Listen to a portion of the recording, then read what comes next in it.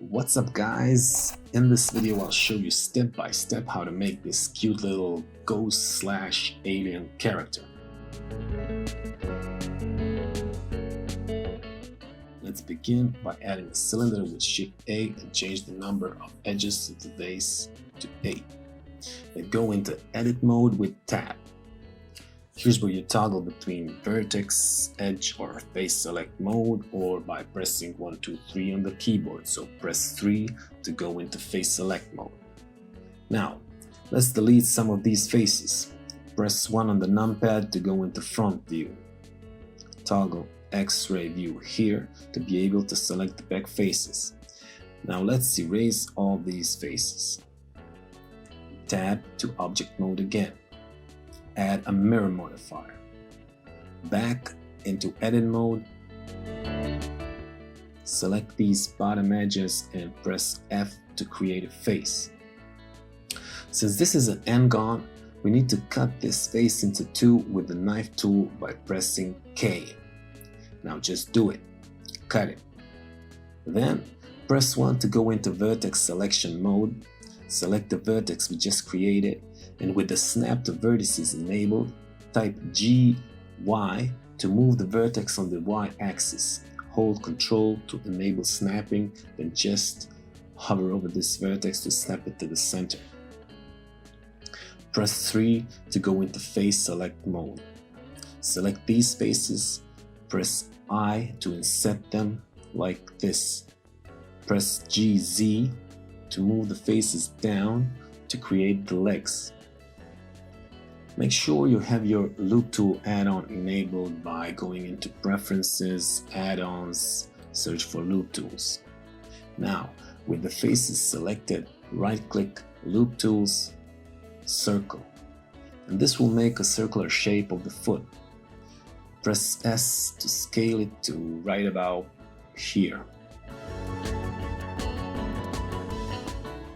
Now let's select this loop cut with Alt-click and move it down with GZ. Oh, we somehow missed the vertex there in the middle, so press 1 to go into vertex select mode, select the vertex, press GZ to move it down on the Z axis, hold Ctrl to enable snapping and snap it to the vertex, any vertex of the loop cut. Let's adjust a bit this foot position. Ooh, what's this? Ctrl Z to undo, and let's move it again. Turn X-ray again.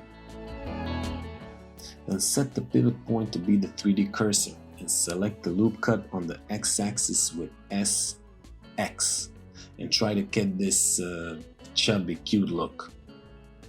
Then go into object mode with Tab and press Ctrl 3 to add a subdivision surface modifier with 3 viewport subdivisions. If I was to press Ctrl 1, for example, I would add the modifier with 1 view per subdivision.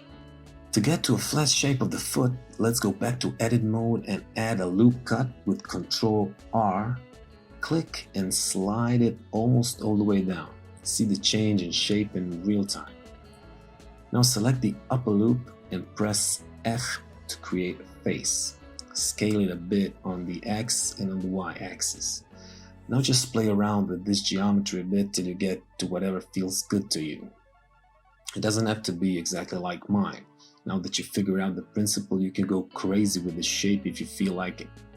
Mine looks kinda like a weird looking pebble.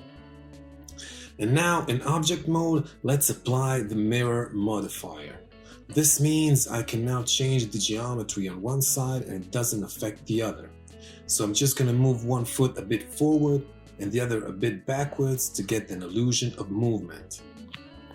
I'm also gonna add a loop cut again with Ctrl R right here so that I can create faces that I can use to extrude the arms.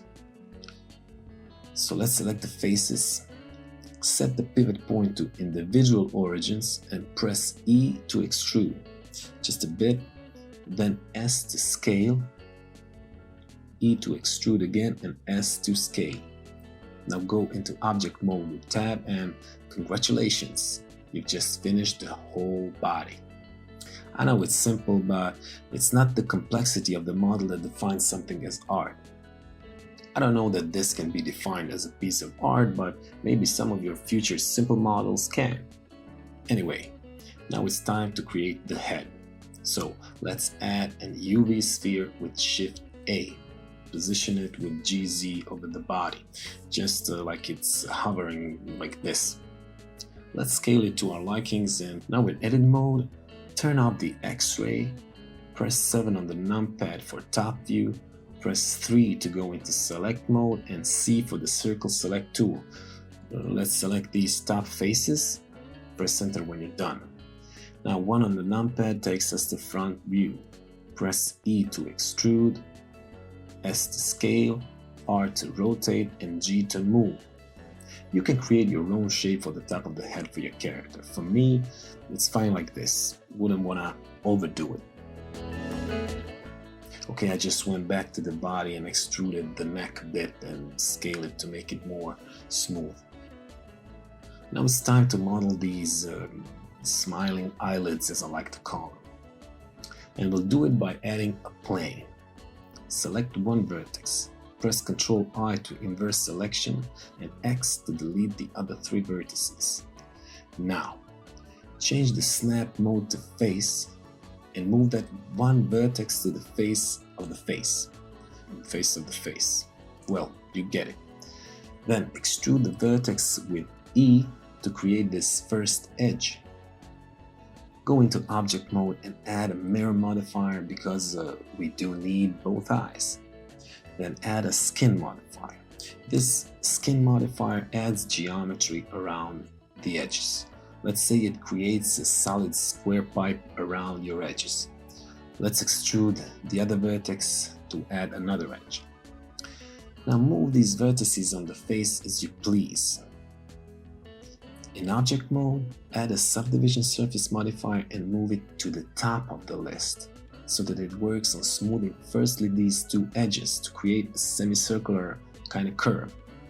Then select all vertices and in the sidebar item tab, change the mean radius Y and X to 0.03 to make the pipe more narrow.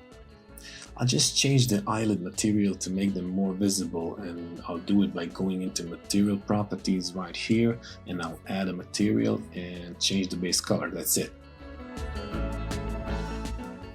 Now let's add another subdivision modifier, but we keep this one at the bottom of the list so that this one smooths the square pipe into a round pipe. Just increase the first one view per subdivision to 3 to make the curve smoother. Or more smooth, you know what I mean. Maybe increase the mean radius if you feel like it to make the line thicker. I'm putting mine at 0.05. And I'm going to subdivide the edges to add 2 more vertices to have more control over the shape of the curve.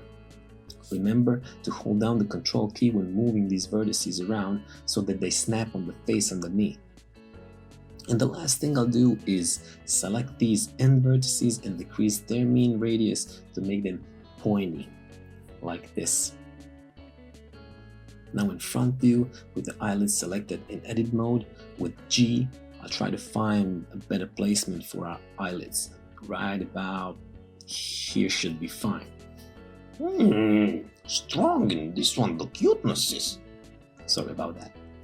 The action has, however, moved our eyelids right out and in front of the face. So to put it back, just move vertex by vertex, holding Control to snap on the face. And that is it, my friends. You are done. Great job. That's all the time we have for this video. The modeling is finished and it's the end of part 1.